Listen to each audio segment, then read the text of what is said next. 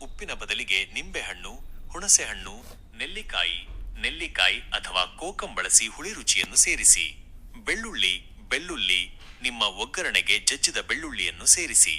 ಇದರಲ್ಲಿರುವ ಅಲಿಸಿನ್ ರಕ್ತದೊತ್ತಡವನ್ನು ಕಡಿಮೆ ಮಾಡಲು ಸಹಾಯ ಮಾಡುತ್ತದೆ. ನಿಮ್ಮ ದೈನಂದಿನ ಹೃದಯ ಆಹಾರದ ಯೋಜನೆ. ನಮ್ಮ ಸ್ಥಳೀಯ ಜೀವನ ಶೈಲಿಗೆ ತಕ್ಕಂತೆ ಒಂದು ದಿನದ ಆಹಾರದ ಮಾದರಿ ಇಲ್ಲಿದೆ.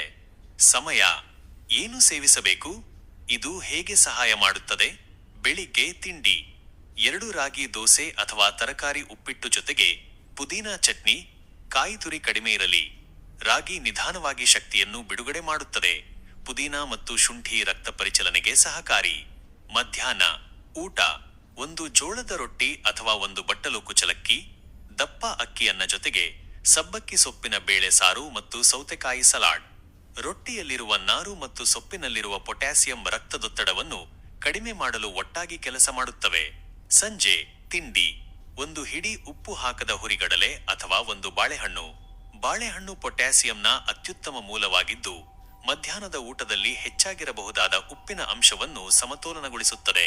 ರಾತ್ರಿ ಊಟ: ತರಕಾರಿ ಅಕ್ಕಿ ರೊಟ್ಟಿ ಹಿಟ್ಟಿಗಿಂತ ತರಕಾರಿಯೇ ಹೆಚ್ಚಿರಲಿ, ಅಥವಾ ಸಿರಿಧಾನ್ಯದ ಗಂಜಿ ಜೊತೆಗೆ 1 ಕಪ್ ತಾಜಾ ಮೊಸರು.